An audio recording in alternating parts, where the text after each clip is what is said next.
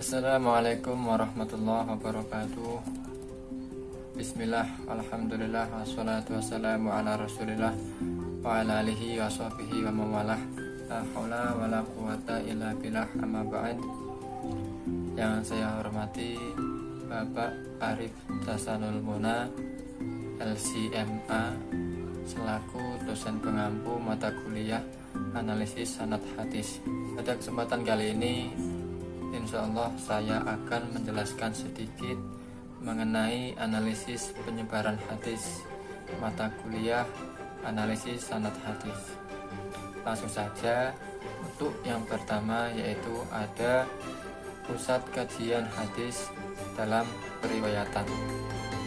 Jadi semenjak Rasulullah Shallallahu Alaihi Wasallam wafat pada tahun 11 Hijriah, itu penyebaran ajaran Islam termasuk penyebaran hadis itu sudah masuk ke daerah-daerah Jazirah Arab, dan Rasulullah itu mempunyai ide untuk membebaskan Syam di bawah kepemimpinan Usamah bin Zaid. Tetapi ide itu tidak terlaksana karena Rasulullah Shallallahu Alaihi Wasallam itu meninggal dunia. Tetapi ada Khalifah Abu Bakar As-Siddiq yang mempunyai inisiatif untuk meneruskan rencana Rasulullah Shallallahu Alaihi Wasallam untuk membebaskan Syam di bawah pimpinan Usamah bin Zaid. Dan alhamdulillah Khalifah Abu Bakar berhasil menguasai Syam pada tahun 17 Hijriah. Daerah Syam itu meliputi Palestina, Yordania, dan lain sebagainya. Dan alhamdulillah bisa dikuasai oleh umat Islam. Dan kemudian penyebaran ajaran Islam itu ke arah barat, yaitu Mesir. Dan alhamdulillah daerah Mesir juga dapat dikuasai oleh umat Islam pada tahun 20 Hijriah. Dengan berhasilnya menguasai daerah Mesir, jadi untuk penyebaran ajaran Islam di daerah barat itu semakin mudah. Bahkan daerah Andalusia pun bisa dikuasai pada tahun 96 Hijriah. Kemudian penyebaran ajaran Islam ke daerah timur, yaitu Persia.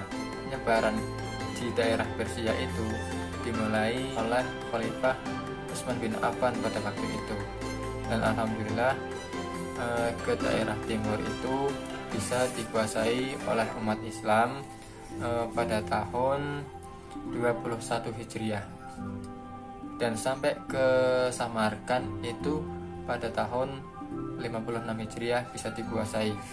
Kemudian bisa ke negeri Cina dikuasai juga pada tahun 96 Hijriah. Kemudian dalam proses penyebaran hadis ini para sahabat dan tabi'in itu tidak cuman diam-diam saja, tetapi para sahabat dan tabi'in itu mempunyai semangat untuk berjihad dalam menyebarkan ajaran Islam. Kemudian saya akan menjelaskan sedikit mengenai kota-kota yang telah tersebar oleh hadis, termasuk domisili-domisili para sahabat.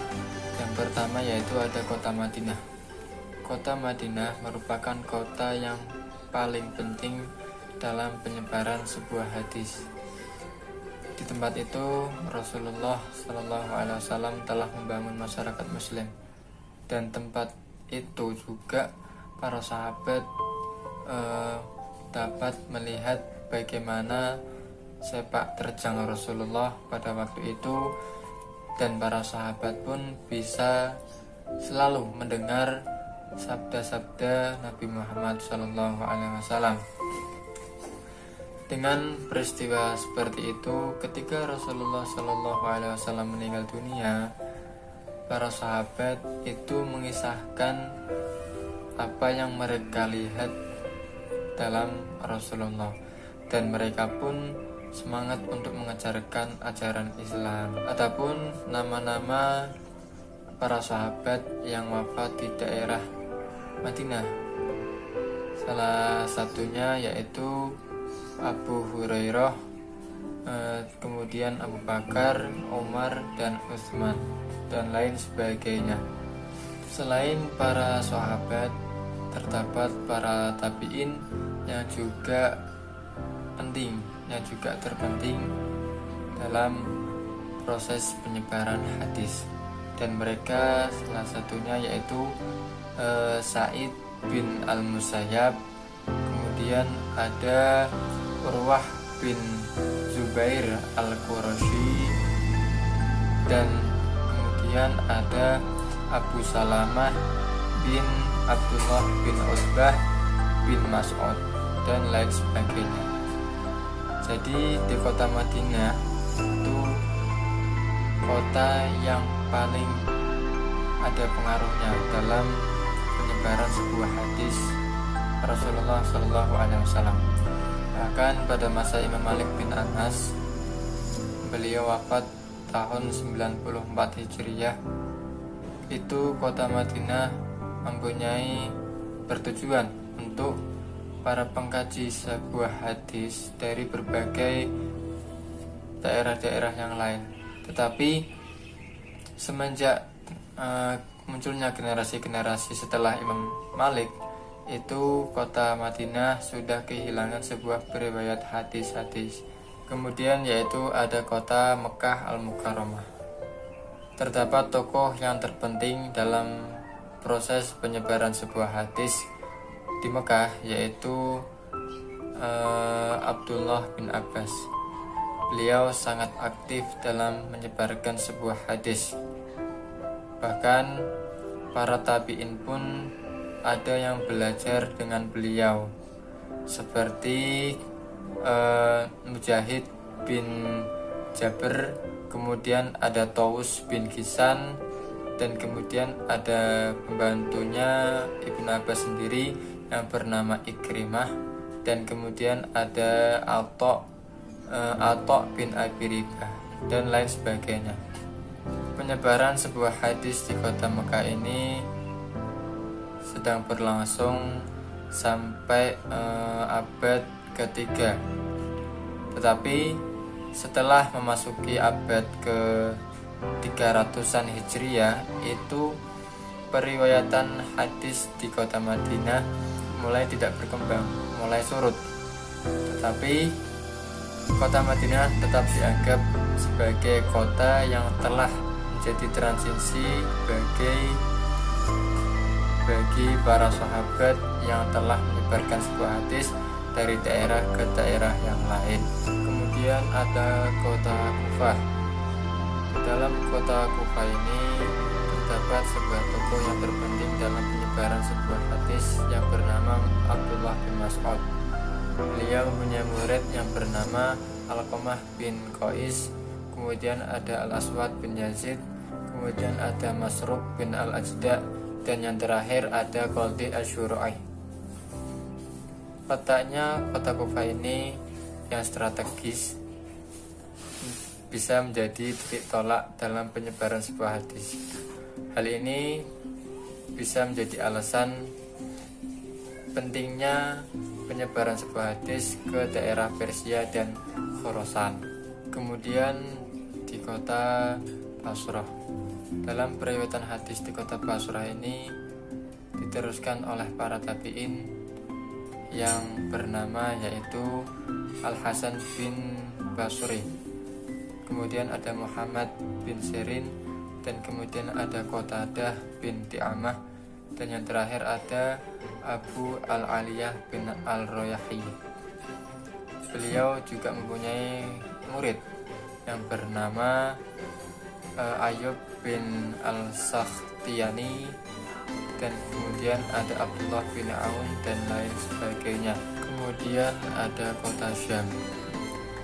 Kota Syam menjadi sebuah penyebaran informasi mengenai kehidupan Nabi yang dilakukan oleh para tabi'in.